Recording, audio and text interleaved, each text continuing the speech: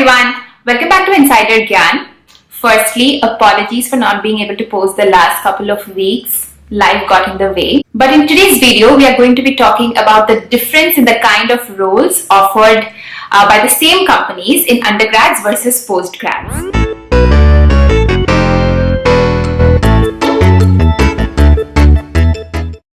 I'm going to try and keep it as short and crisp as possible, but if you have any further questions, then don't hesitate to leave it in the comment section and I can go and answer them personally.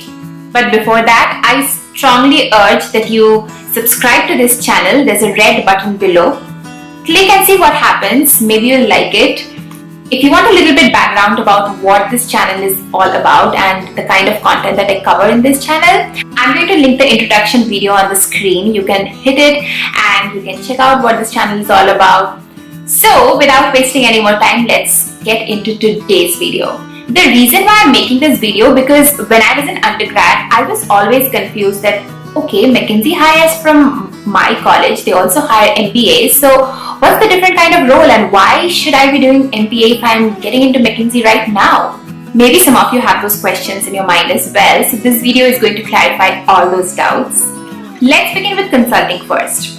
So management consulting companies like McKinsey, BCG, Bain, they usually hire only from the tier 1 undergrad colleges. By that I mean IITs, DCE, St. Stephen's Delhi, St. Xavier's Mumbai, all these kind of colleges. And they usually hire from undergrads as analysts, which means that's the junior most position that you're going to go in here as.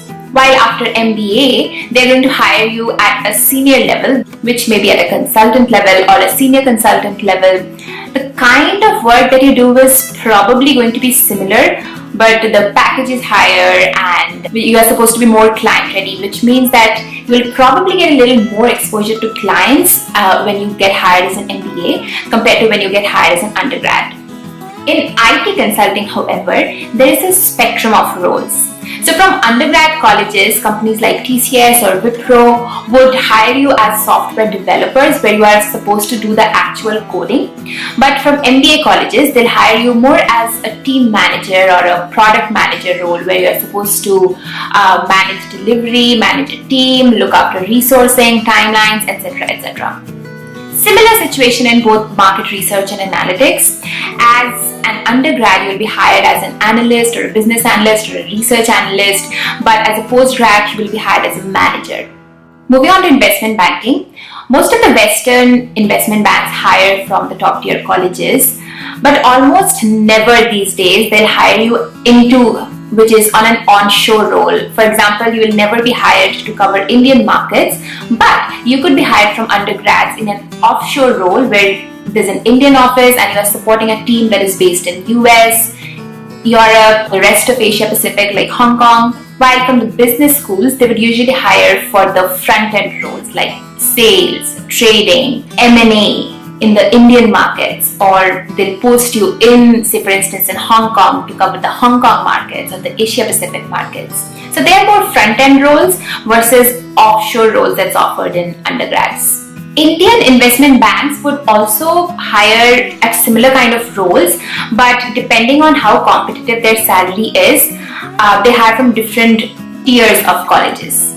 Private equity companies, they would almost never hire from undergrads, but sometimes if you go to one of these management consulting firms, then you can move after a year or so from the management consulting firms to some of the junior roles in private equity firms. From these schools, however, they hire very rarely, but they do hire as an associate or an analyst, whatever the situation might be. Although I think as a general rule, I would have to say that private equity companies have very few roles and very few openings in the Indian market, and they usually hire laterally. Retail banks and other finance roles like in corporate finance, they usually don't hire a lot from undergrad colleges. So in retail banks, from postgrads, they'd hire you in wealth management or in retail banking or in sales roles. And corporate finance usually prefers CAs many times, but sometimes they also hire MBAs. Let me move on now to the operations related jobs. So from undergrads, these jobs would mostly be suitable for people majoring in, say for instance, mechanical engineering or industrial production. Some of the big companies like Amazon and Flipkart these days hire a lot from the undergrads, but I think most of the times they are software developer roles. However, I've been hearing that Flipkart has recently started offering assistant product manager roles in some of the IITs. And then there are FMCG companies like HUL, ITC, who do hire a lot from tier 1 undergrad colleges, and they offer operations related jobs like in supply chain. On the other hand, from B schools, they would usually hire in the management roles in operations. But they also hire a lot for sales and marketing. Now moving to sales and marketing, I would believe that there are not a lot of offers made in the undergrads, but in postgrads they would usually hire you either in sales or in marketing. I think mostly as freshers you would end up in sales, which means that for a year or two you'll have to do a little bit of field work, and after that you can end up being a sales manager or move into marketing. There are of course a lot of managerial postgrad roles as well in marketing, where you are responsible for doing a lot of BD, which is business development, which means you're responsible for creating pitches, understanding your client, getting new clients into your firm, things like that. So these roles sort of span across industries, and there are general sales and marketing roles. So now coming to the technology jobs. So of course technology has a spectrum of roles, and like I mentioned before, from the undergrads they usually hire software developers, while from the postgrad colleges they would hire you in the managerial role as a product manager or a project manager, where you're responsible for delivery of a product or a project. But I do want to mention here that a lot of these big companies like Google, Facebook, Adobe, they hire a lot from tier 1 colleges with excellent packages, but mostly from departments like computer science or electronics. On the other hand, from the tier 2 or the tier 3 colleges, IT consulting companies or the smaller IT companies would hire in bulk across all departments. While we're talking about technology, I do want to mention here that every job these days has a technology component.